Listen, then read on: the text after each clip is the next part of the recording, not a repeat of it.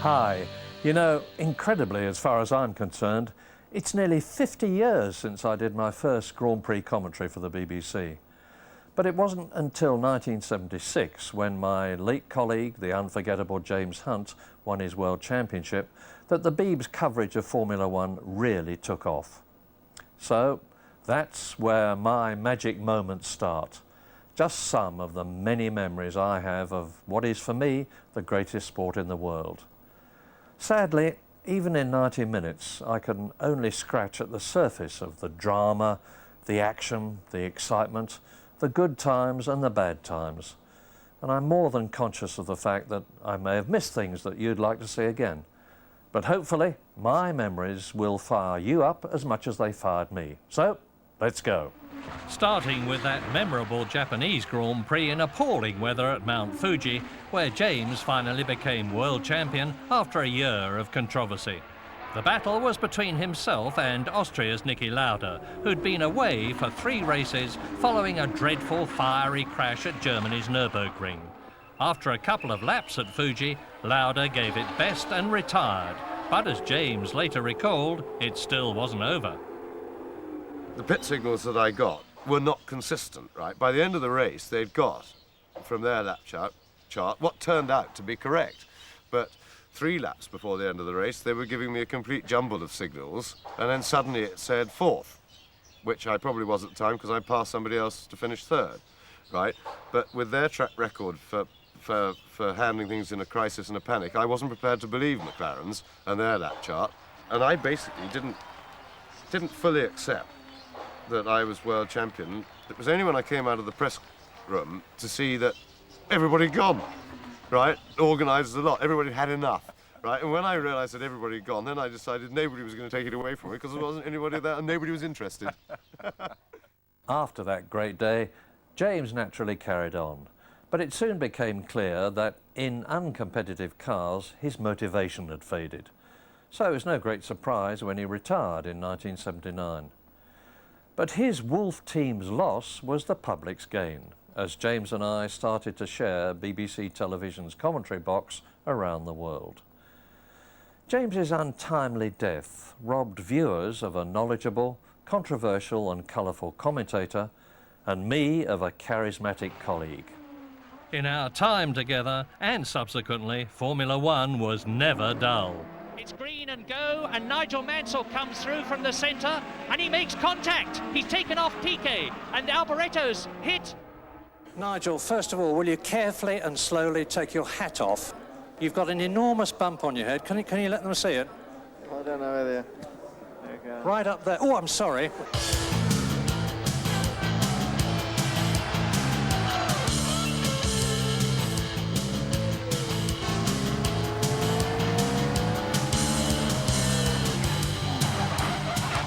And out goes Piquet. My goodness, it seems that the Brabhams are fated, and he has hit Eliseo Salazar, and he's furious. The Brazilian and the Colombian driver, I couldn't help it, says, and take that. Oh my goodness.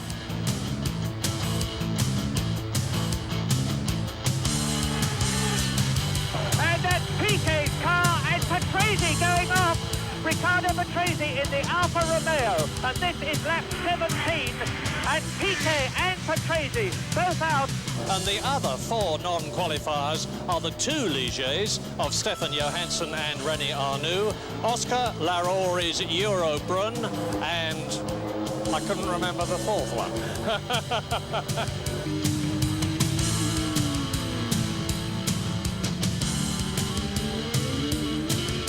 James, I have seen lots of people who are incomparably better than I am, obviously, stalling when they get away from the start. So what do you have to do to avoid that? I don't want to make a fool of myself before I even leave.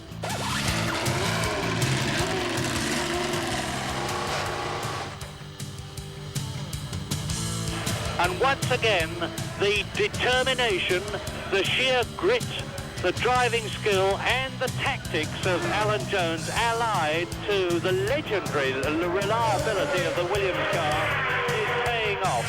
Jones is in trouble. Villeneuve is gaining. Jones has badly missed a gear. Look at him going up the hill from Santa Vot.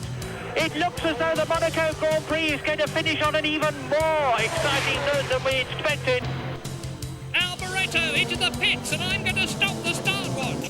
Now, I've seen some pretty amazing crashes over the years, but it's a testimony to the strength of modern Grand Prix cars that not one driver was hurt in any of the incidents you'll see on this video. Is he going to go through, or are they going to touch wheels? They've done that.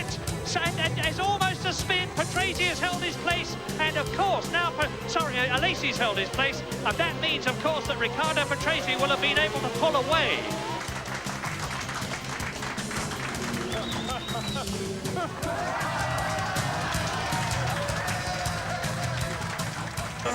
And knowing exactly where Nigel Mansell is, because he can see him in his earphone. See him in his mirrors.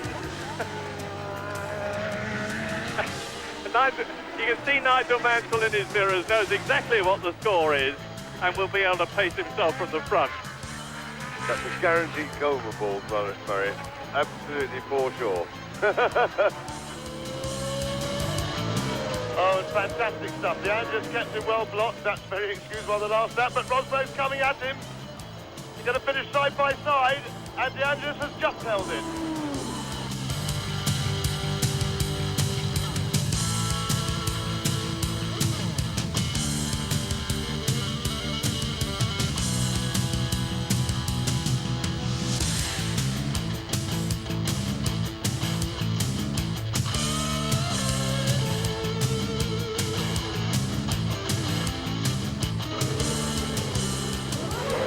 But it would seem that the beak of the Ayrton Senna chicken is pushing its way through the shell now.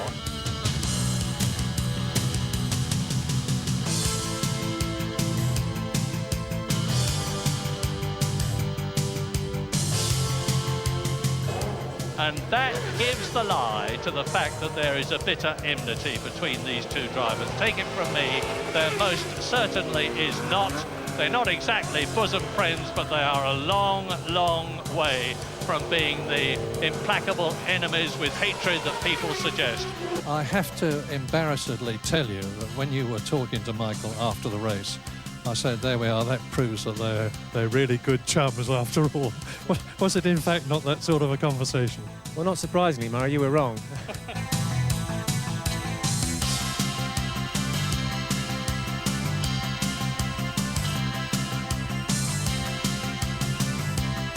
And he's going for it. He has a look, and Schumacher closes the door, which of course he's got every right to do. And Damon Hill goes through, tries again.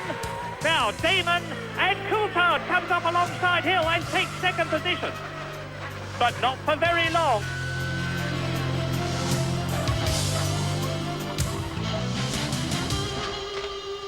The BBC's first Grand Prix season was 1978, and I was lucky enough to see the Canadian Grand Prix debut of a man whose natural raw talent marked him out as a superstar. Gilles Villeneuve won his first Grand Prix in a Ferrari on his home track in Montreal, and Canada went mad.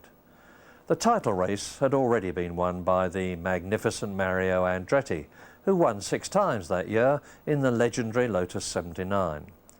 As with Lotus the previous year, Ferrari dominated in 1979.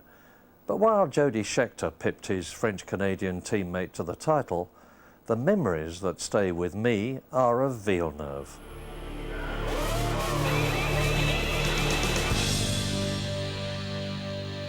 End of lap 10. Alan Jones and Villeneuve closer again. Right in the slipstream, tucked under the rear wing of Alan Jones, and he's coming out of the slipstream. Gilles Villeneuve's going to try and take Jones on the outside of Tarzan, an incredible manoeuvre. Is he going to do it? Jones is fighting back, he's not going to let him, but Villeneuve keeps it on, and in an absolutely magnificent manoeuvre, Gilles Villeneuve, the French-Canadian, 2 times Grand Prix winner this year, has taken the lead in the Dutch Grand Prix. Now, what is Alan Jones going to do about it? Can he do anything about it? Yes, and Villeneuve's lost it. Incredible! Villeneuve, 360-degree spin. Jones manages to avoid him and goes through and takes the lead. Fantastic! Alan Jones, and that's not Villeneuve behind him there, that's Nelson Piquet. And Villeneuve's got going again. He's still in the race, he's still in second place, but there's a new leader, and it's this man, number 27, Alan Jones. And that's Villeneuve again. He's done it again. And look at the near side rear wheel tyre. He's at Tarzan, and he's thoughtfully looking at the back of the car. Up comes his visor. What is he going to do? He's starting. He's spun the rear wheel right inside the tyre, back onto the circuit, throws mud and dirt all over it, and that's not good. And he's getting going. He's got a whole lap to go before he can get back to the pits, and now you can see the incredible shape of the rear wheels on modern Formula One cars, like gigantic aluminium cotton reels. And this is hardly believable. Villeneuve with a ribbon of rubber and nearly losing the car altogether. He's on 3 wheels, and the whole of the near side rear suspension must be dragging on the ground, and that won't be doing it any good at all. There's Piquet past him, and look at that, Sparks, he's on 2 wheels, not 3 wheels, and the whole of that near side wheel, rear wheel, is ripped off the suspension. It's dragging behind the car like a broken limb, and still Villeneuve motors on, determined to get back to the pits. And look at the offside front wheel right off the ground as the rear drags, and it's a miracle that the car isn't catching fire with all those sparks flying from the skirts and the near side. And he's doing a wheelie as he goes down the straight there. As they come to lap 76, closing up on De Angelis, and Arnoux pops out and has a look. That's Jody Scheckter in the background as being lapped. Arnoux has another look. And Villeneuve locks up his tyres. He is trying very, very hard indeed. 4th gear, up into 5th when they go over the crest of the hill, up to 160, 165 miles an hour as they come down to the right-hander at Villeroy. And it's there that they can pass, and Arnoux going to do it. René Arnoux is challenging for second as they come up to Villeroy, but Villeneuve will not give way. Arnoux got the inside line and the shorter line, and he takes second place as they go into the right-hander and the left at Sablière. And now Renaults indeed are first and second in the French Grand Prix, and the French crowd is going mad, roaring in the background. Well, this is incredible. The twin-turbo Renaults appeared at Monaco, not their circuit. And now we're into the start of the 79th and last lap but one, with René Arnoux second, and Villeneuve go. Incredible! Villeneuve stood on everything, locked up his tyres, got the line, and he's back into second position on the last lap but one, and the French crowd aren't very happy about that, and who can blame them?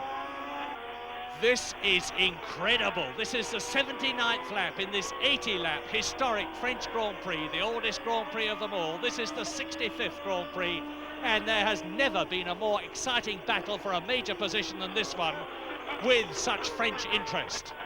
Jabouille still ahead. And he's closed right up on Villeneuve, and he's going to try again. They're coming into the start of the last lap behind Jochen Maas in the A2 Arrows. And Arnoux does it, does he? And Villeneuve locks up.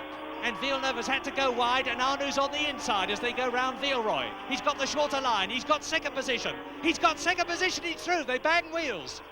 He's off, and he's back again. René Arnoux off the circuit and back again, and now Villeneuve's in second position, and this is the last lap. And Villeneuve goes over the corrugations, and he nearly loses the front as they go up to Parabolique on the 80th and last lap. And he's back, he's in second position. Villeneuve is second in the Ferrari. Down to third position goes Arnoux. To La Bretelle, 80th. 80th lap in this 80-lap race, and there's less than a third of it to go. Now, can Arnoux, on the tremendously fast La Combe Courbe de Pouar section, 150 miles an hour, get past? They go past Jochen Maas, and Jabouille wins. Jean-Pierre Jabouille has won in the Renault. Who is going to be second? Villeneuve is at the moment. Arnoux is in third position. Into the Courbe de Pouar they come. There is Riccardo Patrese, and Villeneuve is second. Arnoux is third. Behind them and lapped are Jochen Maas and Jody Scheckter. And an incredible, heart-stopping French Grand Prix. During Gilles' all-too-short career, he created a legend that survives to this day. He gave the Prancing Horse team their first turbo victory at the Monaco Grand Prix in 1981, but not before some strange goings-on. Water is pouring onto the track.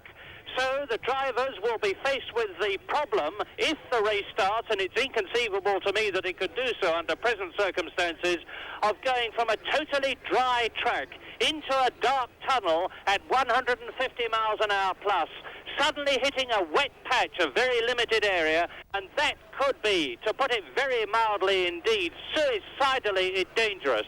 A real dilemma for the organisers then. Nelson Piquet is still leading in the Brabham on lap 54 out of 76, but that's Piquet! You've joined us at a tremendously dramatic moment, because Piquet is clearly out of the race into the Armco. My goodness, what excitement at Monaco. Round Laurent, he can almost push the clutch home and coast in now.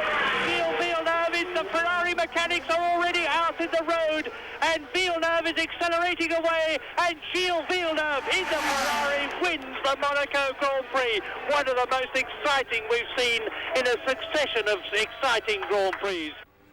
At Jarama in Spain, Villeneuve drove a brilliant race to hold off a snake of better handling cars and lead home a bunch of 5 separated by just 1.2 seconds. Ferrari leads Williams, leads Talbot. Turbocharged 1.5 litre engine leads a Ford V8 engine, leads a Matra V12 engine, and again Reutemann challenges, and again Villeneuve holds him off. If any one of them makes a mistake or puts a wheel wrong, there will be a dramatic change in the race positions, and now Lafitte all over Villeneuve, who's holding him up on this twisty section of the course, desperately striving to keep his position while Watson closes up on Lafitte. Reutemann closes up on Watson, De Angelis closes up on Reutemann as they go round the left-hander and up toward out of Bugatti, and Lafitte tries again as they go into the Monza turn. Now there's just a short stretch from the Monza turn to the tunnel turn. This is the last few hundred yards of the Spanish Grand Prix, and Lafitte tries. But now Villeneuve's only got to put his foot down, and Villeneuve in the Ferrari wins from Lafitte, Watson, Reutemann and De Angelis. The Spanish crowd justifiably goes mad. In the 1982 San Marino Grand Prix, a row between Fisa and Foca decimated the field, but with the Ferraris of Villeneuve and Didier Pironi battling it out, the Italian crowd were overjoyed.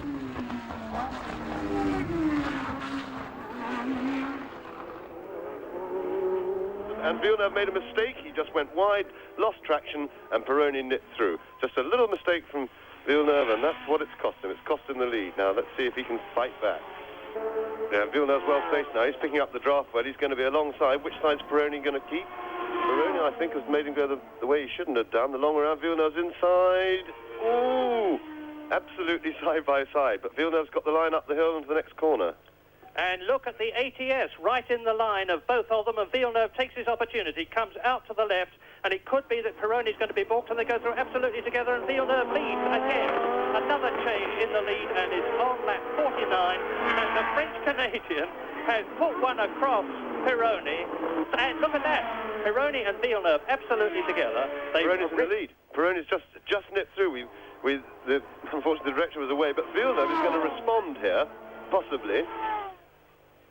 So I would suspect that what happened, that was on the straight, I would suspect that Villeneuve made a bit of a mistake coming out of the complex before the pits, came out a bit slowly, and Pironi had the chance to pick it up. So we've definitely got a fight, because I don't think Villeneuve's the sort of man to take much notice of slow signals from the pits, and I would think that he'll desperately want to fight back. He'll be mindful of championship points and all the other implications.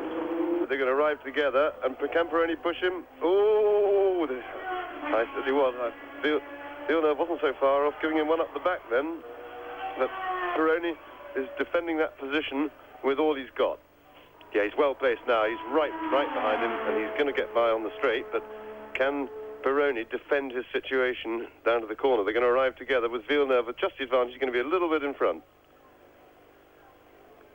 And he's done it exactly as he did it before. He was on the outside on the right-hander, on the left side on the left-hander. That gave Villeneuve the advantage, which he has taken. And now he's keeping his foot stuck right in the car, rather the fuel injection. And Now he's got to keep ahead of Pironi, not just for this lap, but the next lap as well. And my guess is that he will do just that, because Pironi has been second most of the time. Gilles led into the last few corners, but was amazed and angry to see Pironi take the lead against all team orders. He's going through. He's got to come down the inside. He's got him. Oh, he's going wide. Oh! Fantastic stuff. They've changed places on 2 laps running in Pironi now. All he has to do now is keep it pointing the right way. But Villeneuve could still do it. He's going to try and go through on the inside. These are the closing stages. They're into the Traguardo now. And no, I don't think Villeneuve can possibly do it. I tell you, Pironi nearly blew it. He made a mistake there, terrible, on that corner before the combination, and Villeneuve was nearly past. But there we go. Didier Pironi wins. Magnificent race, terrific entertainment, but what a shame we hadn't got a full field. On the podium, Gilles' body language said it all. He never spoke to Pironi again, and sadly, 13 days later, was killed in practice at Zolder. A shining light of Formula One was extinguished. Now the Villeneuve legacy is still with us. After Gilles' death, whoever drove the red Ferrari number 27 was always under tremendous pressure. So it was wonderful to see Jean Alesi's emotional first win driving a Ferrari in, of all places, Canada in 1995. Once again, Montreal went mad. And now there's Jacques, whose brilliant debut at Melbourne in '96 included pole position and almost a win. We can see Hill comes out of the pit lane, Villeneuve comes up. It's going to be very, very close into the first corner. And that Damon Hill takes the lead and stays ahead of Jacques Villeneuve. Well, you can't be much closer than that. And Villeneuve realises that now he's got to go for it, because Damon Hill's tyres are not as warm as Villeneuve's are. There's not a lot of difference in it, and Villeneuve fights and retakes the lead. Fantastic! Absolutely incredible. The gloves are off their teammates, a great mate, and off goes Villeneuve, and he gets on the course back in front of Hill, and he manages to block his teammate, because that was Damon's opportunity. He wasn't able to take it, but now Hill can push very hard indeed, and he's trying to take him on the outside. He nearly goes off on the inside of the corner. What a sensational scrap, and remember, this is for the lead between teammates. Jacques didn't win his first Grand Prix because of an engine problem, but when you watch him pass Michael Schumacher on the outside of the Parabolica in Portugal, you know he's truly a chip off the old block. Look left, it's Villeneuve going past. Jacques Villeneuve is taking Michael Schumacher. He's been trying to do it all through the race. It looks as though he's succeeding, but Lavardier is in his way. Villeneuve cuts ahead of the Ferrari. Fantastic bit of driving by both of them. Michael Schumacher coming back at him as they go into turn one. One of Gilles' great victories was that fabulous race around the streets of Monaco in 1981. For me, every Grand Prix is magic, but if there's one place that's more magic than the rest, it has to be Monaco.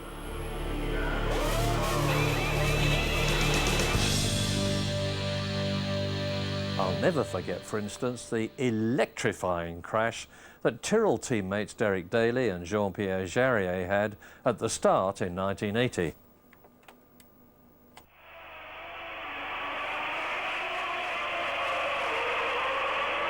Pironi leads. Reutemann second, Jones third, Lafitte fourth, and that is Derek Daly. Derek Daly and Jean-Pierre Jarier, and the rest of the car stationary. 2 years after that colossal crash, the end of the 1982 Monaco Grand Prix was incredible. And there goes Prost, off, as did Arnoux. My goodness, what about Patrese now? That tells you how wet it is. Now, is Patrese going to see it? Yes, he is. Patrese's through safe, and he's in the lead. What an incredible development. Well, Riccardo Patrese now has all the pressure off, only has to cruise around, and he's sliding and he's lost it. Dear. Can he keep the engine running? Because he can still win the race if he can just get the car going again. And it's obviously getting very, very slippery out there. We saw, and there goes Pironi through into the lead. Pironi now takes the lead. Didier Pironi leads and Patrese is stalled. Well, incredible. Numero uno is the signal that he gets from the marshal. And there goes Patrese. Patrese is on the move again. Very fast, but no hope of catching Pironi, who goes into the tunnel for the last. Is that Pironi stationary? It is! My goodness! The third leader in 2 laps. He must have run out of petrol. There's a big problem for the Ferrari engine is very, very thirsty. They have a fuel problem, and he could have run out of petrol. And that is De Cesaris's car. But De Cesaris would have taken the lead when Pironi... So that means to say that Derek Daly can win this race. Patrese could win. Now, if he's push-started, he will be disqualified. Well, De Cesaris out. Patrese could win still. There is Derek Daly coasting to a standstill. This is unbelievable. Well, we've got this ridiculous situation. We're all sitting by the start-finish line waiting for a winner to come past, and we don't seem to be getting one. Daly has hit something. You can see his near side spoiler is missing. We're just hoping that Riccardo Patrese comes in. Well, Prost led and went out, Patrese led and went out, Pironi led and went out, De Cesaris led and went out, and now Patrese is coming in to win, without a doubt. There is the man who could have said this is going to win the Monaco Grand Prix despite having spun off. Riccardo Patrese comes up to the line to win his first Grand Prix. He takes the checkered flag and wins. Certainly the most eventful, exciting, momentous Grand Prix I have ever seen. Well, it's hardly surprising I was confused. 1984 was dramatic too. Nigel Mansell could have won his first Grand Prix at Monaco. Stefan Beloff could have won it too, and so could Ayrton Senna. But in fact, it was Alain Prost who did it, in controversial circumstances. Nigel Mansell now very coolly dealing with things. He is in his 49th Grand Prix. He is no new boy, but it's a new experience for him to know that he's leading a Grand Prix. The Renault engine, the JPS Lotus, is sounding crisp and clear. Prost goes through, his engine is rumbling. He has now lapped. Jackland, off goes Nigel Mansell. I spoke too soon. Mansell's lost it in the biggest possible way. That was the race leader. Now look at this. His wing's damaged. That's going to affect his downforce. Yes, it's possible. Oh, no, I think he's damaged the suspension. The car's all over the place. And that was really a terrible, terrible mistake by Nigel Mansell because he was pulling away from Alain Prost. He's handed it back to Prost. And all he had to do was to keep the thing straight. But when I say that by no means easy. And poor Nigel Mansell. Out of the Rascasse now. And Prost has gone through some 24 seconds ago already. And there is Arnoux, with behind Arnoux in 5th position, Kenny Rosberg, and Senna challenging for that 2nd place, and he's taken it. A magnificent bit of driving by Senna, who's now in 2nd place. Beloff had an opportunity there, but unfortunately for him it was at the wrong place. He's having a look down the inside too, and I would think that he's going to try and get very quickly around the right-hand part here of the Casino Square and maybe try and outbrake him down into the Mirabone. He's well positioned to do it. And he's got the inside line, and Arnoux going to hit him. And that was a little bit naughty by René Arnoux, and Beloff did terribly well to avoid it, because Arnoux, without any doubt, moved unjustifiably into Arnoux, into Beloff rather, who had to get up on the curb to avoid him, and that was very, very well driven by Stefan Beloff. Now here is Prost coming through again, and I'm going to start the stopwatch. 15 seconds was the gap.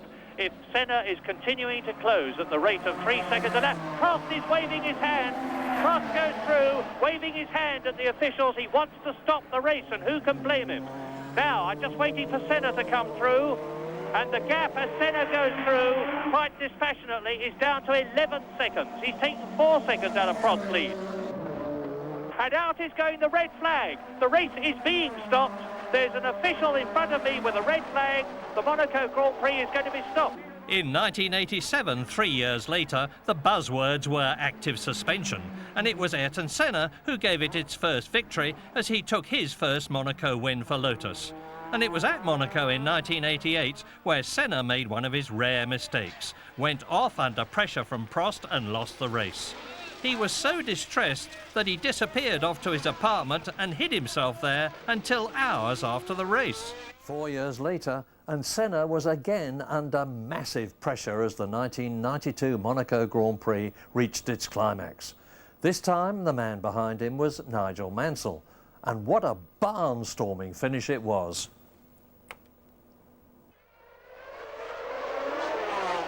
And as they come through to complete lap 75 with 3 laps to go after they have done so, Ayrton Senna has got to keep Mansell behind him for 3 whole laps. And Mansell will never have been more determined to get past anybody.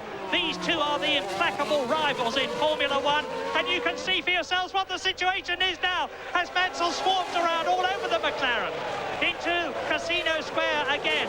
There's 3 laps of this that Ayrton Senna has got to resist. And Nigel Mansell knows that the man ahead of him is the man that can deny him his 6th successive Grand Prix victory and his first Monaco Grand Prix win.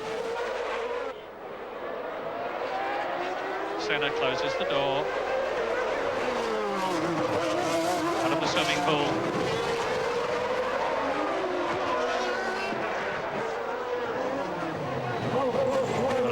Now this is Mansell's opportunity as they come up to Saint-Devote. He's tucked right under the rear wing of Ayrton Senna's McLaren.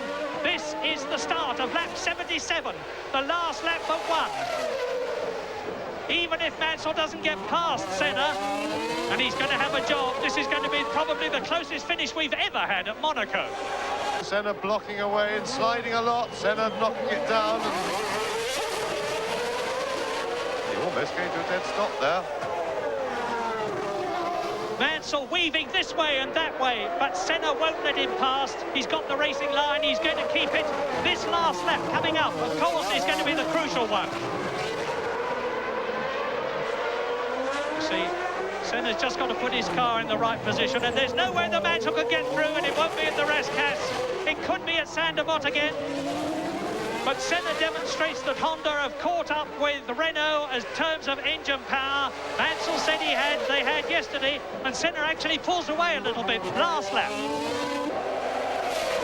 It's got to be a brilliantly courageous move by Nigel Mansell if he's going to win the Monaco Grand Prix for the first time, because Senna knows that he's got considerably less than half a lap between himself and his first victory of 1992.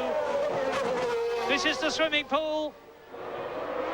It's only the left here, the right again, the left, and into the Rascasse. And I do not see how Mansell, even Nigel Mansell on fresh tyres, is going to be able to get by. He can't. Ayrton Senna has won the Monaco Grand Prix, almost certainly, as he exits the Rascasse. Mansell closes, but it's too late. And Ayrton Senna wins at Monaco for the 5th time. And a year later, Senna made it a record 6 wins at Monaco. Now, the British drivers who made the running during those Senna years were Nigel Mansell and Damon Hill. But prior to that, the big British hero had been Ulsterman John Watson. McLaren International had only been formed in 1981, but scored a major success when John gave British fans a longed-for victory at the British Grand Prix. Later that year, John survived this horrendous crash in his MP4 at the 1981 Italian Grand Prix. That's John Watson, and a very nasty one indeed. Torn the whole of the back off the car, and that's a very, very bad one indeed. But what I'll always remember John for is some storming winds from the back.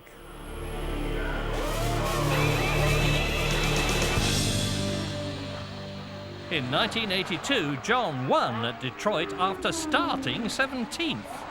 And Watson is right up with Lauda. John Watson, who got up from... He's driving an absolutely incredible race. He's going through the field like a hot knife through butter. He's up to 7th position behind his teammate Niki Lauda. So there is Pironi 2nd. Prost is in 3rd position. Chiva is 4th. And Lauda, there is Lauda in 5th position. Watson is 6th. And it's now a question of who has got the right tyres as much as anything else. Pironi on Michelin and Chiva. and the two Alfa Romeos were, but De Cesaris out of the race, and of course the McLarens are as well. Now look at John Watson. John Watson is through. He's past Giacomelli now, so he's up to 5th position. An amazing turnaround for McLarens in this race, because they really had a nightmare. It was Watson having a go at Lauda, and he's through. Watson just came out. Lauda obviously let him through there. That was a clear case of that. He probably feels that Watson, well, he can see that Watson's going very well indeed. He probably feels that he's had a long enough shot to doing something about it, so the least he can do is let his teammate have a crack at it. I suspect they may well be running different compounds of tyre. This has happened in the past in Belgium when John Watson won. Lauda was well ahead of him and then slowed down. McLaren's like to take a double punt on the tyres, and as a result of that they're leading the Constructors' Championship. But they had a nightmare practice. They were both in double figures. Watson was 17th on the grid, but look at him now. He's really storming.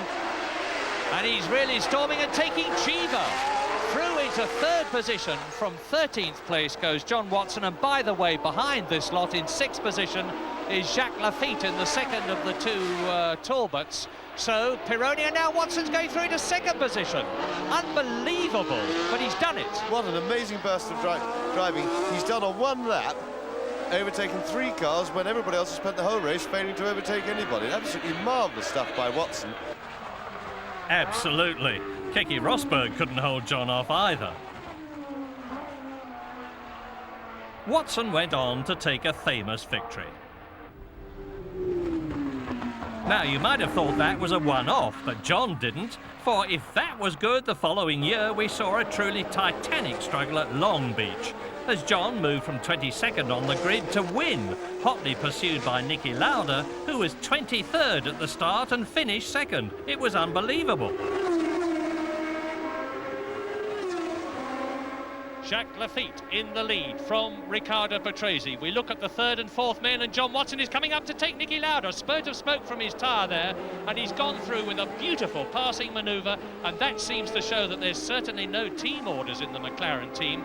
And John Watson now pulling away just a little from Niki Lauda in 3rd position, is making his challenge for race leadership.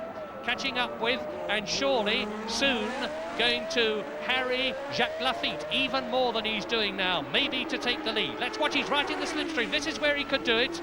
Jacques Lafitte moves over, John Watson goes up alongside him, and we have a new leader. Yes, marvellous piece of overtaking by John Watson, and very brave stuff, because Lafitte, we'll see a replay in a moment, Lafitte moved over on him, pushed him, and here we are. Yes, here's the replay. Now you see Lafitte is moving towards the centre of the road, and Watson stayed behind him, and then just as Lafitte thought that Watson wasn't going to come, he feinted to the right and dived through, and that really was a marvellous piece of overtaking, and certainly... And look, it's Niki Lauda's gone through now. He's up into 2nd position, so both the Marlboro McLarens have passed Lafitte, and it's a wonderful day for the McLaren team, for Ron Dennis, for John Barnard, for Crichton Brown, and all the rest of them. And there he comes into the last straight. John Watson has won the Long Beach Grand Prix of 1983. But comeback wins weren't just for Watson. In 1988, Senna became champion by winning in Japan after starting 14th. And this has given Prost an enormous advantage. Berger 2nd, Capelli 3rd, and it looks like Warwick up into 4th position at the arrows, and Senna has really got himself a problem now. And Ayrton Senna has got past the comparatively easy people that he was behind. Now he's got the tough nuts to crack, because Alboreto in the turbocharged Ferrari is in 4th position, then Alboreto 5th in 6th position, Boutsen, and Senna goes through, right almost onto the grass. And this is a serious problem moment potentially for Alain Prost. He's going to have to punch that boost button. Senna is getting close to him, and Senna is going to challenge for the lead. Ayrton Senna has got the lead. Another champion to clinch the title with a great recovery drive was Nigel Mansell in Hungary. Off goes Schumacher. Now that is going to help Nigel Mansell, because Schumacher was in 3rd place. That means to say that Mansell is now in 5th position behind Mika Häkkinen. Well, Mansell will do the Lotus now. Mansell goes past, Mika Häkkinen fights back, but Mansell has clearly got him. And Martin Brundle stands between Nigel Mansell and him winning the World Championship today. And he's perfectly placed. And Mansell goes back into World Championship winning order, as it were. Now, is this where the Englishman is going through? Yes! Yes, he forces Gerhard Berger wide. But where is Nigel Mansell on the last lap for second place and 6 points? That's going to give him the World Championship. Here he is. He hasn't got far to go now, because when he comes out of this right-hander, dropping downhill, he will go into turn 10, the second gear, 60-mile-an-hour corner, and he's up to the last corner now. You are about to see Nigel Mansell become world champion of 1992 as Brundle goes off. Brundle off, and Mansell finishes, and he's world champion.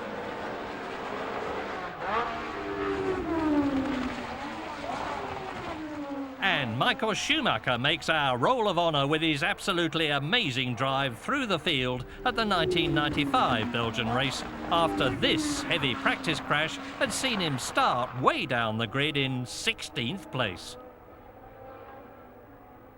This could not be a better start for the Belgian Grand Prix. Everybody round on the first lap without an incident, and Johnny Herbert leads again at the end of the first lap. Obviously having made the fastest lap so far. Then the two Ferraris, and Michael Schumacher carves past Rubens Barrichello. Schumacher is now up from 16th to 12th, and Hakkinen has spun. Lap 3, race order. Alesi leads, Herbert second. There is the battle for third position. Berger and Coulthard, followed by Damon Hill, who is fifth. And Michael Schumacher, already on lap 3, is up into 10th position. He's got past Frenson, Barrichello, Sala, Bouillon, several others. Michael Schumacher really pushing it. And look at Schumacher coming up through the field now, because Michael Schumacher is up into 5th position. He's ahead of his teammate. Well, I think he had a little bit of a feather, as we call it, and that means just easing off the throttle, and Schumacher gets by perhaps as a result. Schumacher goes through and takes that 4th position. When Coulthard went out, it was a thrilling battle between Hill and Schumacher. Now, this is the chance for Damon Hill. This is where I said, but Schumacher's going to try and cut him off. Hill is alongside him and goes through. No! Schumacher's still marginally ahead. And again, Hill goes round the outside. Hill's trying the outside. Schumacher is driving very, very precisely, making Damon Hill really work. If you're going to come round by me, you're going to go round the long way, thinks Michael Schumacher, and he's absolutely right, but I'm sure it's only a matter of time before Hill does get by. Remember Ayrton Senna and Nigel Mansell at Monaco? This is almost a replay of that. Now, is Hill going to get through? Yes! And Michael Schumacher runs wide, loses grip, goes over the grass. And I remember Nigel Mansell doing that at the same point in the Ferrari. And then Schumacher took advantage of the safety car to change tyres and take a famous victory. A magnificent 16th career victory for Michael Schumacher, who starts 16th on the grid and superbly wins the Belgian Grand Prix. Another driver who used a pit stop to score was Olivier Panis at Monaco in '96. He started 14th in the wet, brilliantly switched to slicks and won. That's a very different... Sand right together, he locks his wheel. Olivier Panis locks his wheel as he tries to go through, and he's pushed Irvine off. There's a collision. Out goes the second Ferrari. There's Anne Smoke out of the back of the Williams. This is going to be the first time that the Williams Hill's failed to finish this year. Damon Hill out of the Monaco Grand Prix. He was destined not to win this race, and my goodness, the Englishman's heart will be plunging to his boots. Jean Alesi in the Benetton has got a major problem there, and Olivier Panis leads. David Coulthard is up into second place, and Olivier Panis for Ligier Mugen Honda, a wonderful fillip for the French team and their Japanese engine supplier, exits the Rascasse to win the 1996 Monaco Grand Prix. An incredible result. Now, no driver can win a race, however brilliant his driving, unless his pit lane crew do their job properly. And I've seen some of the best pit work ever. But sometimes things don't go quite to plan.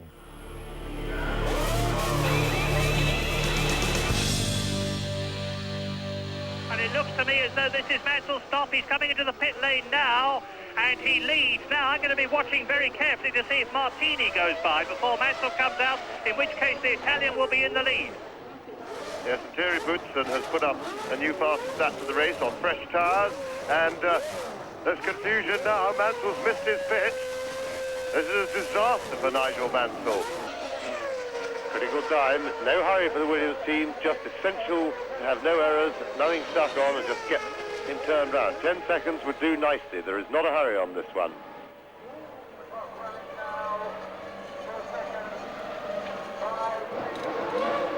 And that's absolutely fine.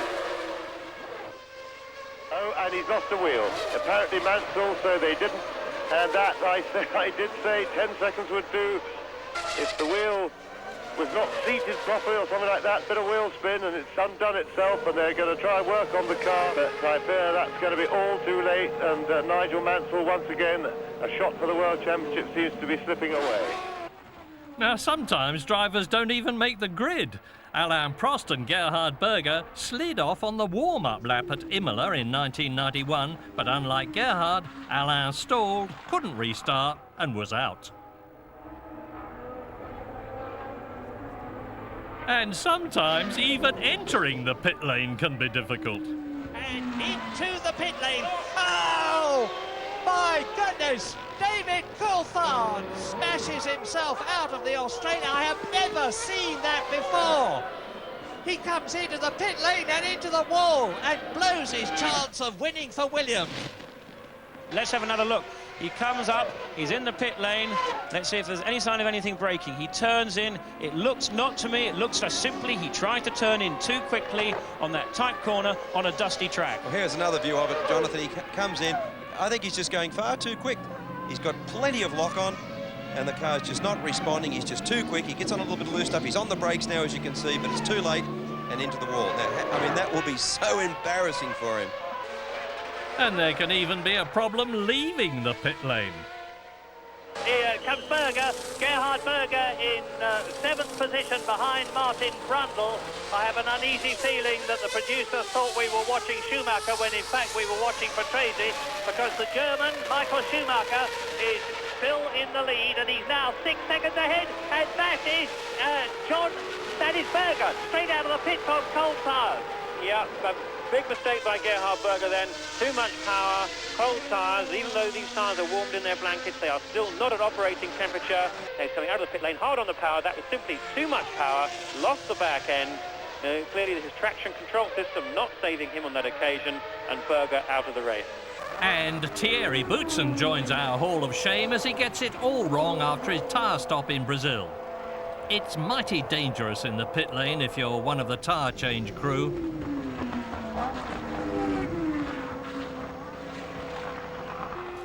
And I'll never forget this. Jos Verstappen's terrifying stop at the 1994 German Grand Prix. Oh, and fuel. That's the first time we've had a fuel splash. Oh, my goodness me.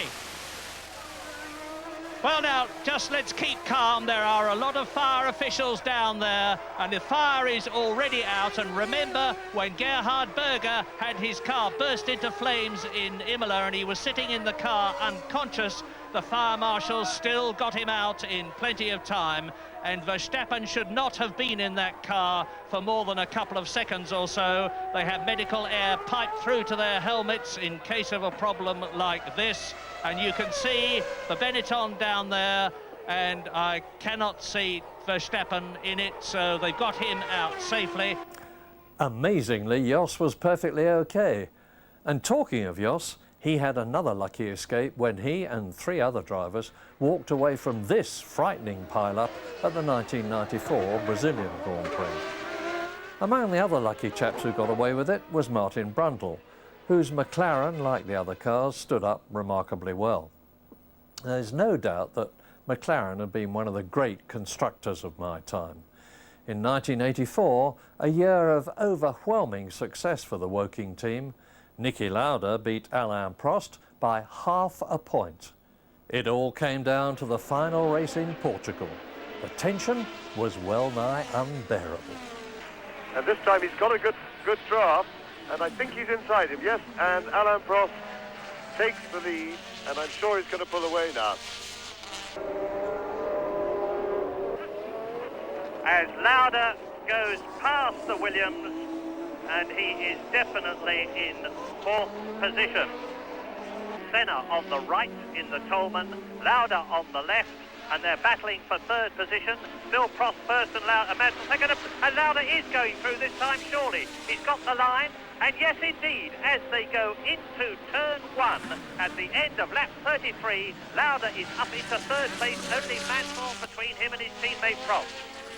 Niki Lauda on lap 53 out of 70 has moved up into second position, and in doing so has taken the lead in the World Championship. He has to keep running. Alain Prost takes the checkered flag to win in Portugal, but ironically and very, very sadly from his point of view, provided Niki Lauda appears in the next 15 seconds or so, and there he is. There is the world champion of 1984. Prost took the championship in 1985 after a terrific season when 4 constructors, McLaren, Ferrari, Williams and Lotus, all produced winning cars. In only the second race of the season, Ayrton Senna took his first Grand Prix victory in Portugal in appalling conditions. Ayrton Senna has been waving as he went past the pits, as Prost did at Monaco. He's waving at the officials to say stop the race. And this is ironic because Senna complained vociferously, to put it mildly, at Monaco that if the race had been delayed for just 1 lap longer, he would have won. Now Senna, and off goes Prost and regains and spin. Alain Prost spins right off, and he's going to be out of the race with a smashed rear wing. And Senna has won the jubilant Team Lotus mechanics, and off goes Mansell.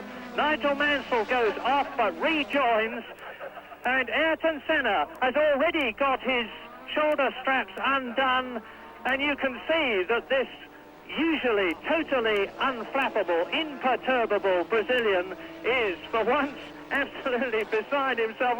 Look at him, both hands waving with joy. When Senna joined Prost at McLaren in 1988, few of us could have foreseen the quite extraordinary saga that was about to unfold.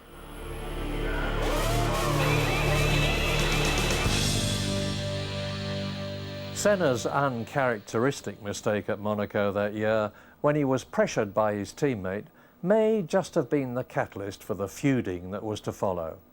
But to the enthralled viewer, all we could see was a team so dominant that they won 15 out of 16 races. And only this famous incident, as Jean-Louis Schlesser rammed Senna at Monza, deprived the team of a clean sweep.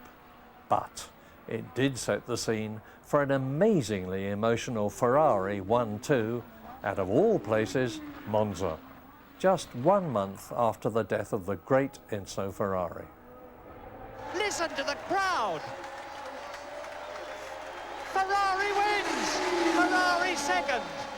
And the first Italian Grand Prix since the death of the great Enzo Ferrari has seen his beloved scarlet cars from Maranello honour his memory with first and second places, and it's a truly happy crowd. Senna was champion in 1988 despite scoring fewer points than Prost because only the best 11 scores counted. In 1989, their bitter feud climaxed in Japan. There's 14 running now out of the 26 who started. And if Prost comes up to any of them, this is the opportunity that Senna's looking for. And he's going through. Out! Oh my goodness, this is fantastic. They meet. This is what we were fearing might happen during the race. And that means to say that Prost has won the World Championship. Alain Prost, World Champion of 1989. Well, and just look at this, because Ayrton Senna, who can get going again, but he's been pushed, that's outside assistance. And I'm afraid to say that that is all over for Ayrton Senna, and it was his own fault because of the slow corner. He wasn't past Prost, and he went into a gap, and Prost had every right to turn into him there. In 1990, the feud continued, even though Senna and Prost were now with different teams. When it came to the championship, though, Japan again saw the climax, when, for the second year running, the sparks really flew. And Senna sprints away, but Alain Prost takes the lead. It's happened. Alain Prost has taken the advantage. Senna is trying to go through on the inside, and it's happened immediately. This is amazing. Senna goes off at the first corner, but what has happened to Prost? He has gone off too. Well, that is amazing, but I fear absolutely predictable. Yes, and that makes Ayrton Senna world champion this year. So Ayrton Senna now, with Prost not finishing the race quite clearly, he's out of his car, stuck in the gravel pit.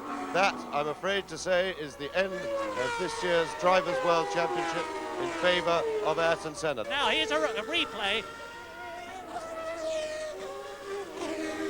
Yes, one of the best starts of the season by Alain Prost. Senna looking down the inside. Now, he didn't make it into the corner. Prost kept hard into the corner. He knew Senna was there, but he was relying on Senna just to be able to get a bit onto the brake pedal. And that's a very sad way for this year's very exciting World Championship to finish. The tremendous Senna-Prost rivalry took a break in 1991 when Ayrton achieved his third and last title, whilst Prost was fired by Ferrari and had to sit it out until 1993 before the two could fight for supremacy again. But Ayrton, now driving a McLaren Ford V8 after the withdrawal of Honda, couldn't match Alain, who took his fourth title. Ayrton was a fighter in every sense of the word, and his win in the European Grand Prix at Donington was one of the greatest drives I've ever seen. He started fourth and dropped to fifth, but almost unbelievably led by the end of the first lap. Prost gets away well, so does Hill, so does Schumacher, and Wendlinger is coming up well. Senna is crowded out and is down to fifth position, and Wendlinger is up into third place ahead of Schumacher. Brilliant start by the Austrian driver in the black Sauber. Prost leads, Hill second, Wendlinger is third, and Ayrton Senna is up to fourth position ahead of Schumacher and challenging Wendlinger as they go round the right-hander into the old hairpin. Senna is up to third. And after being crowded at the start, a quite brilliant couple of corners by Ayrton Senna. Tremendous stuff. He muscled his way back into contention at Redgate. He's going inside Damon Hill. And Senna into second place already. And he's giving it absolutely everything in the wet part of the race. So now, as before, the two great rivals, and that's Andretti. He's done it again on the very first lap. Andretti is out as he was in Brazil, as he almost was in South Africa. 3 Grand Prix and he has only done 3 full laps, and so out is Wendlinger. So 2 retirements already, Michael Andretti and Carl Wendlinger, and Senna goes through into the lead. He's passed Alain Prost, so the McLaren leads, Prost second, Hill is third, a tremendous gap between the third and fourth cars. In Monaco later that year, Ayrton took a record 6th win, whilst in France, Alain found that Senna wasn't the only driver able to run him close, very close. The leaders now are almost within sight of the checkered flag, and Alain Prost and Damon Hill are going to finish together. They do so. Prost wins in France for the 6th time, and he wins by less than a second. 1993 finished fittingly, with Senna winning the Australian Grand Prix. What we didn't know then was that this would be the great Brazilian's last victory. But for me, even more than his race wins, it'll be his genius during the single qualifying laps that'll stay with me.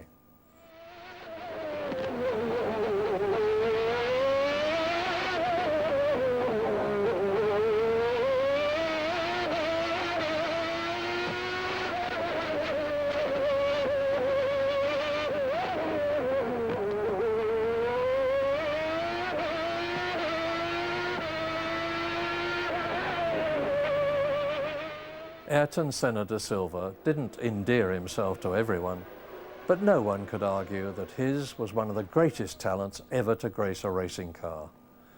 When he died at Imola in 1994, he became a legend that'll never be forgotten. Throughout those great Prost and Senna battles, there was one other man who consistently figured in the equation. A man who took pole 32 times and who won 31 times. Our Nige. For those of you who followed Nigel over the years, who saw him push his car over the line and collapse in Detroit, and who saw him spin out when leading in Monaco, the European Grand Prix of 1985 was indeed a red letter day for the man who drove Red 5, his first Grand Prix win. A wonderful drive. This has certainly not been a case of a lucky win. He's dominated the race since he thrust his way through on lap 9 into the lead. And now he comes out of clearways and takes the checkered flag. And Nigel Mansell has won the Shell Oils Grand Prix of Europe. He is exultant, he is exuberant, and he's got every justification to be. It was the start of a wonderful period for Nigel and for us. In 1986, Nelson Piquet had switched from Brabham to Williams, and now he and Nigel made a formidable pair. But Williams were thrown into confusion after team owner Frank Williams was paralysed in a road crash. In spite of that, Williams won the Constructors' title by a country mile. 3 outstanding moments, all featuring Nigel, stay with me from that season. The second race of the year was at Jerez in Spain, and it was Nigel versus Ayrton Senna, Williams versus Lotus. Mighty close it was too. And there is Senna trying again, and onto the grass goes Senna. Out of the pits comes Rosberg. Well, amazing they survived that. I'm afraid the director switched off at the worst possible moment. We lost the picture, but both cars in it, so battle really is taking place. And Prost, I think, is wisely just sitting off this a little, giving himself enough room to take evasive action in case they do tangle, because Mansell really shut the door hard then, and Senna had to take to the grass to avoid it, but they both emerged. Tremendous stuff. This is really hard racing. Senna climbing all over the back. He's having a look, and he's inside Mansell.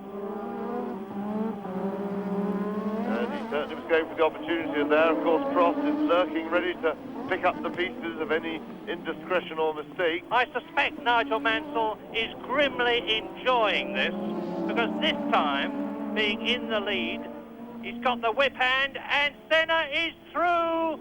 Senna is through, and Prost is through! Incredible! As I say that, in the twinkling of an eye, Nigel Mansell goes from first to third. Senna is back in the lead, and can Prost catch him? There is Senna across the line, and Mansell and Prost come out of the hairpin absolutely together, and Mansell is getting through to take second place. No, he's not. Down the inside.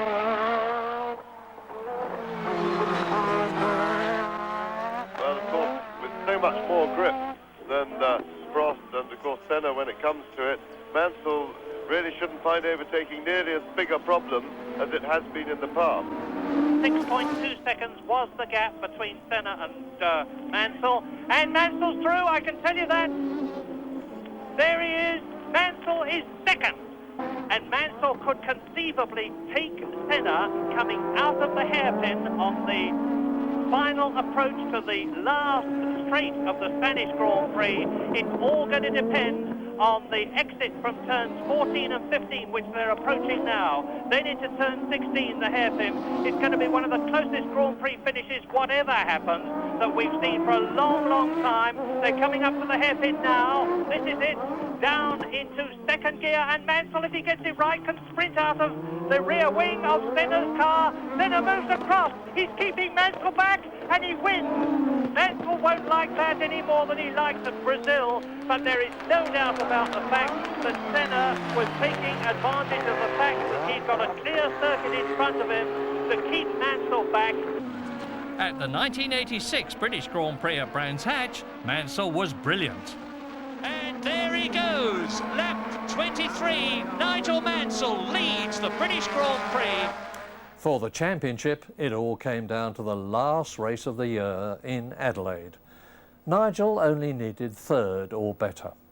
I remember Frank was in our studio back in London, whilst James and I were trackside, where surely we were going to have our first British world champion since 1976. But no. And look at that! And colossally, that's Mansell! That is Nigel Mansell, and the car absolutely shattered. He's fighting for control, and you can see what's happened. Mansell is out of the race. Now, this could change and will change the World Championship.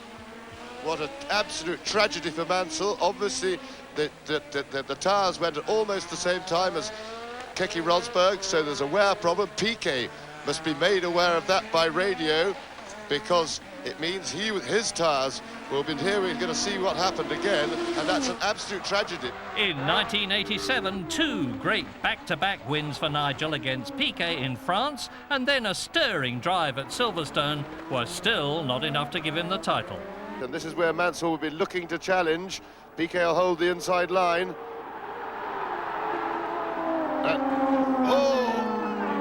And Mansell is through. And a tremendous driving by Nigel, but that really was a bad mistake by Piquet to go back to the other side of the track. He just opened the door again for Nigel Mansell. He really should have held the right-hand side of the track and made Nigel go around the outside. And so Nigel Mansell looks as if he's sewn up the British Grand Prix. That is the man of the race. And the British crowd break ranks. They're marvellous at this, and they will go back to their positions after this race and before the next one, and I can think of no other crowd in the world that would do that. The British enthusiasm for Grand Prix racing has never shown more. Nigel is not going to be allowed to get back to his pit. Amazing. When Mansell had a horrible crash in practice for the Japanese Grand Prix, he had to settle for second again, and Piquet took the title. When Williams lost their turbos and had to settle for a normally aspirated Judd V8 in 1988, Nigel's brilliant second place at the British Grand Prix underlined his fighting spirit. And he's going for Alboreto. He's going for Alboreto. He's taking Alboreto. Nigel Mansell is in third position. He's gone up from 7th to 6th to 4th to 5th and now to 3rd. And this is lap 23. And it's starting to rain again as Mansell goes through and nearly off and up into second position. Nigel Mansell dodges right over to the right-hand side of the track. It is in second position. In 1989, Ferrari beckoned, and to everyone's utter astonishment, Nigel won for the prancing horse first time out in Brazil. Look for the checkered flag. What a fool running across the course. A raving lunatic. But Nigel Mansell has won the Brazilian Grand Prix, the first Grand Prix of 1989, the most exciting one we have seen for years. Even better was his second Ferrari victory in Hungary. And he will see this battle for the lead bearing down on him, and he will see Mansell going through and taking third position from Alain Prost. Nigel Mansell in the V12 Ferrari goes up into third place. Now, can he do the same thing to Ayrton Senna? Here, Jonathan Palmer going into the pits, and Senna goes for it. He goes through. Ayrton Senna takes the lead on the 52nd lap of the Hungarian Grand Prix. Patrese was just slightly off his mark there. And now Mansell is going to do the same thing. No, he's not. He has to hang back. Crosses his way through. Patrese has lost 2 places in almost the time he takes to sail. There is Gerhard Berger, who will drive for McLaren next year, walking in, having yet again, for the 10th time this year in 10 races, having failed to score a World Championship point, and Mansell goes through. Oh, fantastic! Nigel Mansell, as he and Senna come up to pass the Onyx, takes the lead. Now, is he going to pull away? Mansell on his way to his second victory, and down to second place goes world champion Ayrton Senna. Yes, over the line goes Nigel Mansell for his second Ferrari victory of 1989 as Ayrton Senna approaches in second position to take that second place. Mansell at his gutsy best was this amazing move in Mexico. And this is Berger. Are we going to suddenly see the Nigel Mansell Ferrari come alongside us as we ride with Gerhard Berger on the last lap of the Mexican Grand Prix with Alain Prost seemingly going to win it and Mansell going round the outside. Incredible! Up into second place. He's regained that second place and now he's fairly rocketing away from Berger on the last lap in Mexico. Absolutely brilliant manoeuvre by Mansell, fantastically brave, but he did it because you go high into that corner and if you get on the outside where it's a bit slippery, but marvellous stuff by Mansell. Nigel had to wait for his return to Williams in 1991 before he was truly on the pace again. Although his stopping to give Ayrton Senna a lift home at the British Grand Prix is something I'll always remember, it was watching him tough it out into the first bend in Spain against Senna's McLaren that I'll never forget. Wheel-to-wheel stuff. Look at this, they're almost touching. Mansell gets in there, and Senna back on the inside. A classic example there of Nigel Mansell, the fearless racer. He was never short of guts and determination. But in 1992, he had by far the best car as well. In his Williams Renault, he confidently took a record first 5 wins on the trot, a record 9 wins in a season, and the World Championship.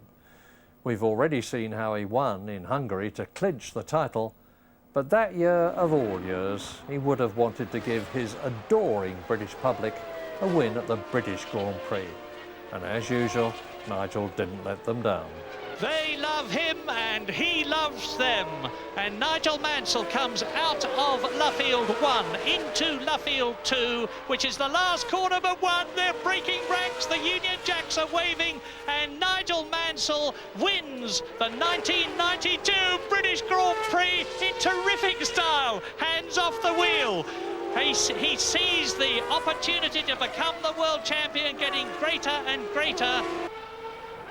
By the time the 1992 Grand Prix scene reached the final race in Adelaide, Nigel had been world champion for weeks, but it was hardly surprising that when Senna tried to pass, there were ructions.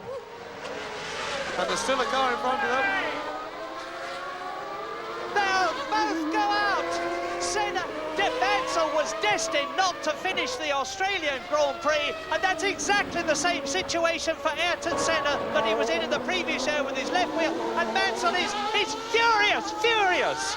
When Nigel won his last race for Williams at Adelaide in 1994, having started from pole, Britain had a new star. But I shall always remember Nigel Mansell, the fighter, Nigel Mansell, the winner. He certainly made my job more fun. This will make them think even more, because Nigel Mansell is almost home and dry to win the 1994 Australian Grand Prix, and Nigel Mansell wins in Australia.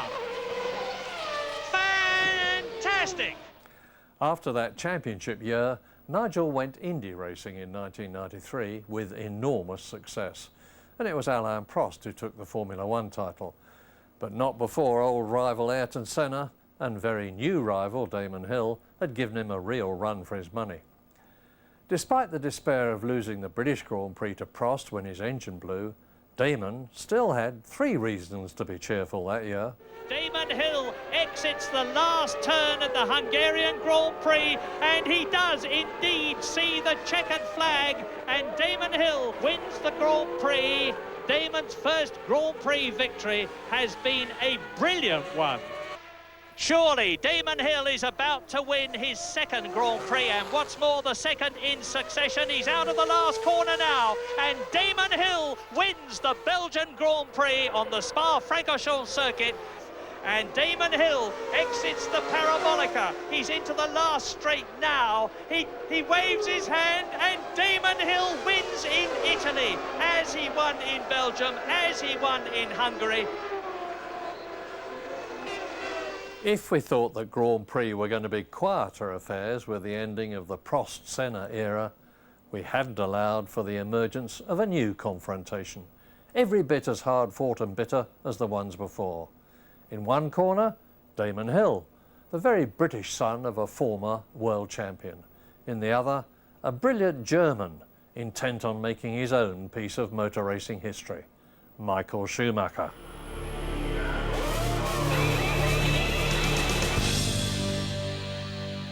Michael Schumacher was a star from the moment he stepped into a Formula One car. His brilliant first win for Benetton at Spa in 1992 had already shown us what he could do. But the following year, Damon took 3 wins to Michael's 1. In 1994, though, Michael had already won 4 on the trot when the teams got to Spain, where Damon won thanks to Michael's Benetton being stuck in 5th, as the brilliant graphic showed. Michael then made it 6 at Canada and France, but in Britain at Silverstone, it all came apart on lap 22 when he was shown the "Stop Now" black flag. Now, there's a Schumacher. Look, Schumacher is going to be black flagged. Now, black flag means that he's transgressed in some way. Now, this is going to transform the situation for Damon Hill. He's an enormous distance ahead of Jean Lacey, and it's because he hasn't come in. Now, I don't know whether... I can't believe that he didn't receive the message, because the Benetton people would have had to give it to him. But for whatever reason, if he hasn't received the message or he's decided to ignore it, which would be most unlike this level-headed young man, Michael Schumacher is being black flagged. What we don't know is, did he get the command? Because the team are obliged to give the driver the command to come in and make that stop go, and he must do that within 3 laps of the team being advised that by the stewards. There it is, 5 being black flagged. Here is the consultation. That's Roland Brunscherider with his back, and he's talking to Tom Walkinshaw, who is one of the principals of the Benetton team. And obviously, the Benetton team are challenging the decision. But this black flag thing really does mystify me. And into the pit lane comes Schumacher. This is it. Now, is it for a stop-go, or is it get out of the car, you naughty boy, your race is over? Is he driving through? He's turning off. Yeah, it's a stop-go. Stop. Stop, stop, stop, stop, go. Now, Schumacher came in. Now, how many people have gone through? Well, Damon Hill is in the lead, that is for sure, as Michael Schumacher rejoins after transgressing and getting the black flag. In Belgium, Schumacher was again disqualified on a technicality, and I had to stay in a deserted paddock to give the dramatic result on the 9 o'clock news. And with a superb win in the wet by Damon in Japan, it all came down to Adelaide, the final race of the season. We knew no quarter would be asked, and certainly none given, and we were right. But looking back, I've seen the replay now after the race, and I realised that his car actually was damaged. And in hindsight, of course, if I'd stayed where I was, he would have been out. And I could be champion, but I don't want to spend too long thinking about things like that. I'm going to have to just come back next year and try and become world champion all again. So Schumacher won the title by a single point in highly contentious circumstances. There was to be a lot more of the same in 1995. Schumacher had got a useful lead in the championship at Silverstone, but those of us hoping for a hard-fought and incident-free race were to be disappointed. If Damon Hill could get past Michael Schumacher and win, it would decrease the gap from 11 points to 7 points. Oh, what's happened? Damon's lost it, has he? Stops! Off! They're both off! Who is that? Is that a Tyrrell, or is it... It's Schumacher. They're both off, they're both out. Now, you suddenly saw Damon Hill's steering wheel whirl about in his hands. Now, whether they collided or not, I do not know, but whatever. Well, hang on, we're going to show you what happened. Schumacher waves his hand in disgust. Now, this is it. Here they are, Schumacher on the left, Damon Hill on the right. Damon attacks, goes through on the inside. Contact. Now, there's going to be a big argument about that. Damon Hill will say, I was close enough to get through on the inside. Schumacher will say, in no way were you.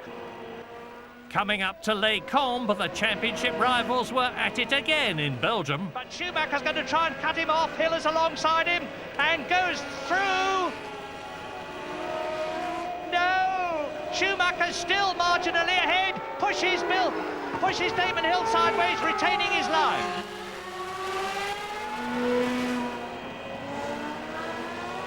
Now, is Hill going to get through? Yes! And Michael Schumacher runs wide, loses grip, goes over the grass. And incredibly, yet again in Italy. Oh, and Hill hits Schumacher, they both go off! They both go off! This is a repetition of Silverstone. Amazing! Yes, and with 3 other lapses, Damon made it easy for Schumacher. Lap 1 completed. Hill, Schumacher, Coulthard, and off goes Damon Hill out of the race, and Michael Schumacher takes the lead. And Damon made no bones about the fact that ideally he would have liked the Williams team in the situation where he is second to Schumacher in the championship, and he spins and goes off. Damon Hill out. It's a wet patch, and Hill is out of the Grand Prix of Europe, and therefore effectively, in my opinion, virtually out of the World Championship. And off goes Damon Hill. Damon Hill bouncing across the gravel at the Spoon Curve. That's where both he and David Coulthard went off yesterday. Now here's what happened. Here's the replay. He's coming in doing 120 miles an hour. He gets wide, simply just drifts wide. The curve launches the car in the air. He's bouncing across the gravel track, frankly trying to keep some power on at this stage to try and get sanctuary in the grass along the far side. Damon got it together again with a superb fighting win at Adelaide, but in 1995 it was too late. Schumacher had the title. Damon was to get his revenge in 1996 though. 8 wins, including a magnificent victory at Suzuka after being fired by Frank Williams.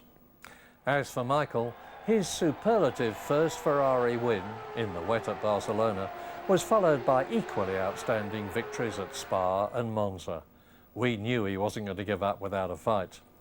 Schumacher's star then waned a bit after an amazing first lap departure at Monaco, and then demeaning car failures in 3 successive races. But to his credit, he got it together again for a fabulous scrap with Jacques Villeneuve at the European Grand Prix.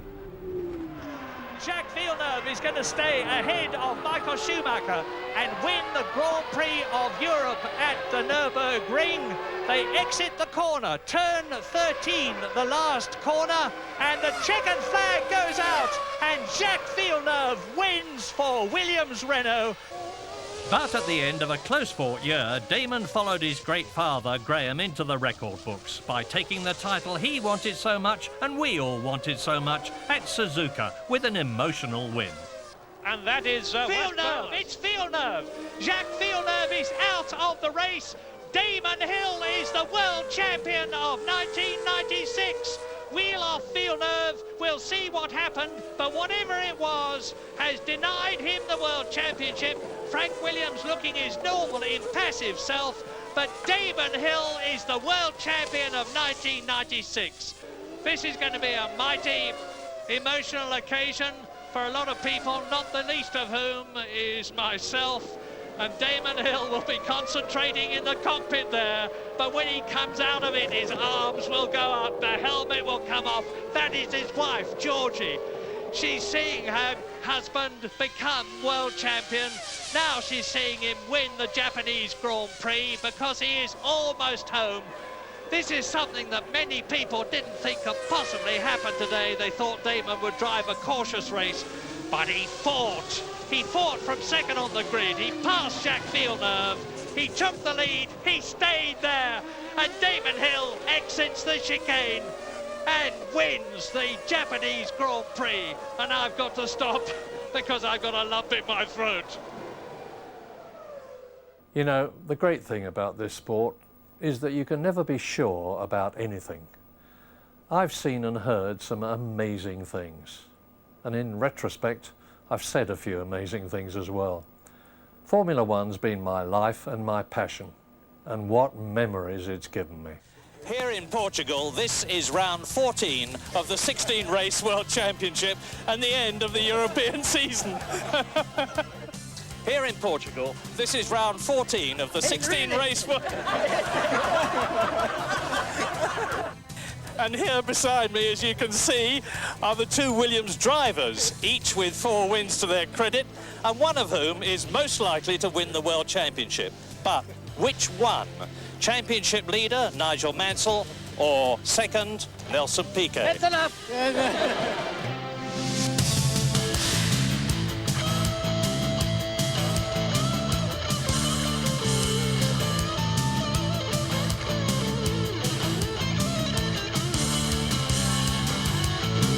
I cannot believe that Andrea de Cesaris walked away from this crash. It's a tribute to the designers of modern Formula One cars. Keke, 3 very happy years with Williams, including a World Championship. Keke, 4 very happy years with Williams, including a World Championship. Lap 73. After this, we've got lap 74, 5, 6, 7 and 8. Victory in the 1999 Monaco Grand Prix for Ayrton Senna. And now, just in case there's any confusion, Coulthard leads and has yet to stop. Hakkinen leads and has yet to stop. Nigel Mansell is in 3rd position. He's gone up from 7th to 6th, to 4th to 5th, and now to 3rd. And this is lap 23.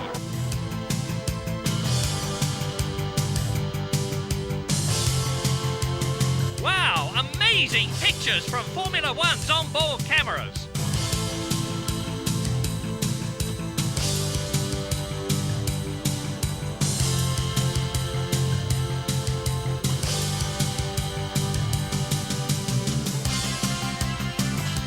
Strike subtunnel problem, and there is one. My goodness, back goes D'Atalio.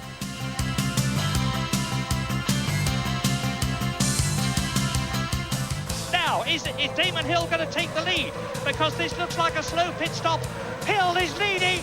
Damon Hill goes through, and Ayrton Senna is still in the pit lane. And Ayrton Senna is still in the lead. My apologies, it was Alain Prost that went through. Hard luck for Nigel Mansell. There he is, and that was him going out of the pits. Nigel Mansell leaving the pits as I talk to you, and that is Nigel Mansell in the pits.